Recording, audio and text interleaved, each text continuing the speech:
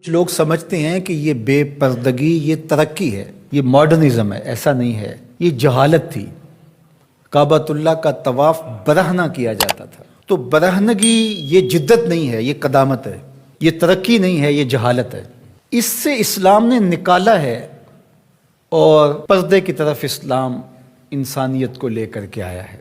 کان رسول اللہ صلی اللہ علیہ وآلہ وسلم اشد حیاء من اظرافی خدرہا، کمواری لڑکی پردے میں لپٹی ہوئی جس طرح حیادار ہوتی ہے، حضور اس سے بھی زیادہ حیادار تھے۔ تو یہ ہمارا دین ہے، لیکن مغرب اور لادینی قوتیں جانتی ہیں کہ پردہ اسلام کا شعار ہے، اور انہوں نے پہلے اس کو کمزور اس طرح کیا جس طرح ایک رواج کسی نے کہا، بعض بڑے بڑے چینلز کے اوپر بیٹھ کے نام نہاد مفکرین کہتے ہیں یہ عرب کلچر تھا۔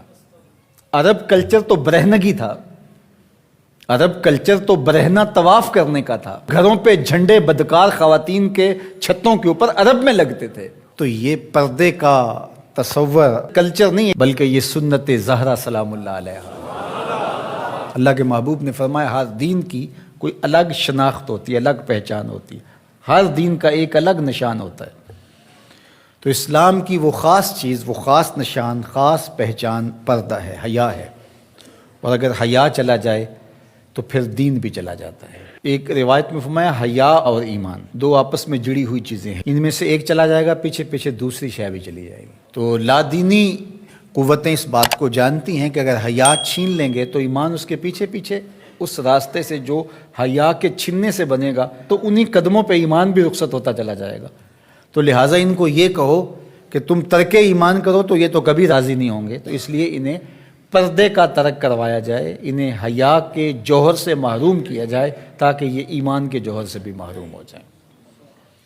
تو پھر انہوں نے کئی رنگ تراشے، کبھی کہا کہ نظر کا پردہ ہے، کبھی کہا کہ پردہ تو انسان کے دل میں ہوتا ہے۔ تو مجھے بتاؤ آج کا شخص جو شہوتوں سے لتھڑا ہوا ہے، جہاں شہوات کی گندی ہوائیں چل رہی ہیں، اس ماحول کے اندر اگر کوئی یہ بات کہے تو کتنی عجیب ہے، جس ماحول میں تقدس کی باد صبا چلتی تھی اور وہی اترتی تھی، اور جبریل کو وہی لے کر کے آتے صحابہ نے دیکھا تھا، اور قرآن اترتا تھا، اور قرآن پڑھانے والے سکھانے والے خود صاحب قرآن تھے۔ وہ صحابہ، ان کو جب پردے کا حکم دیا گیا اور ان کو نظریں نیچی رکھنے کا حکم دیا گیا تو میں اور آپ کون ہوتے ہیں؟ جب ابو بکر و عمر کو کہا گیا کہ نگاہوں کو نیچا رکھنا، جب عثمان و علی سے کہا گیا کہ نگاہوں کو نیچا رکھنا، جب سیدہ عائشہ، حضرت ام سلمہ، حضرت میمونہ، حضرت زینب، سیدہ فاطمہ تو زہرا سے کہا گیا کہ تم اپنے پردے کی حفاظت کرنا، تو مجھے بتائیے اس تقدس ماحول کے اندر بھی جب پردہ کرنے کے لیے مومنوں کی ماؤں کو حکم دیا گیا، اور ابو بکر و عمر، عثمان و علی عشرہ مبشرہ جن کی جنت کی ضمانت بھی رسول اللہ نے دی ہے، تو جب ان کو بھی کہا گیا کہ نگاہوں کو نیچا رکھنا تو میں اور آپ کس شمار میں ہیں؟